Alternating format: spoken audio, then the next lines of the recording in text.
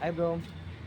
இந்த ஏசி மெக்கானிக்கோட வாழ்க்கையை பற்றி ஒரு சின்ன விஷயம் பார்த்தீங்கன்னா, இந்த ஏப்ரல் மேல சம்பாதிச்சிடல நம்ம. அப்புறம் அந்த ஜூன், ஜூலை அவ்வளோதாங்க. அப்புறம் நவம்பர், டிசம்பர், ஜனவரி இந்த 3 மாதம் நீங்கள் சொல்லவே தேவையில்ல. தனியாக இருந்தால் கூட பரவாயில்ல. இந்த கடை கிடை வச்சுருந்தா கடை வாடகை கட்டணும், கூட வேலை செய்கிற பசங்களுக்கு சம்பளம் தரணும், வேலை இல்லைன்னா நம்ம அவங்கள அனுப்ப முடியாது, கூடயே வச்சுக்கணும். அது பயங்கர தலை 2ஆக வெடிச்சிடுற மாதிரி இருக்கும் நமக்கு அந்த விஷயம். ஸோ இதே மாதிரி தான் நடந்திருக்கும்போது ஒரு நாள் நடந்த இன்சிடெண்ட் என்னன்னு பார்த்தீங்கன்னா,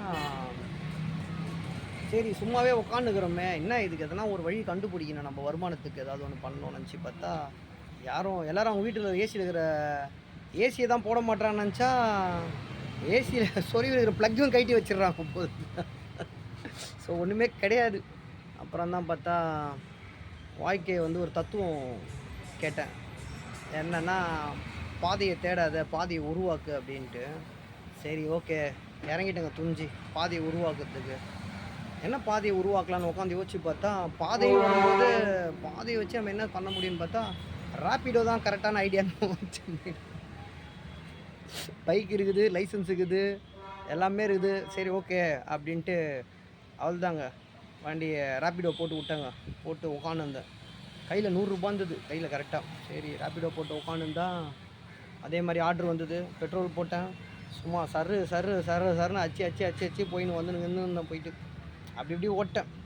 ஓட்டி லாஸ்ட்டாக அந்த அண்ணா நகர் K4 சைடாக தான் அப்படியெல்லாம் போயிட்டுலாம் இருந்தேன். நான் எல்லாமே முடிச்சுட்டு பார்த்தா நிஜமாகவே ஆச்சரியங்க.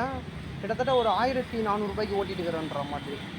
சரி 1400 ரூபா ஓட்டிட்டோம், டயர்ட் ஆகிட்டோம். சரி போதும், நம்ம இதில் விட்டுறலாம், நம்ம நமக்கு தேவை கட்சிச்சுன்ட்டு விட்டுலான்ட்டு பண்ணும்போது திருப்பி ஒரு மெசேஜ் சவுண்டு கேட்குது. ஓஹோ, மறுபடியும் ரேப்பிடில் யாரோ ஆர்டர் போட்டுக்கிறாங்கன்னு நினச்சி ஓப்பன் பண்ணால் சென்னை டிராஃபிக் போலீஸ்லேருந்து செலான் வந்துக்குதுங்க. பின்னாடி உட்காந்து ஹெல்மெட்டு போடுங்க, பின்னாடி ஃபோட்டோவோட 1000 ரூபாய் ஃபைனு.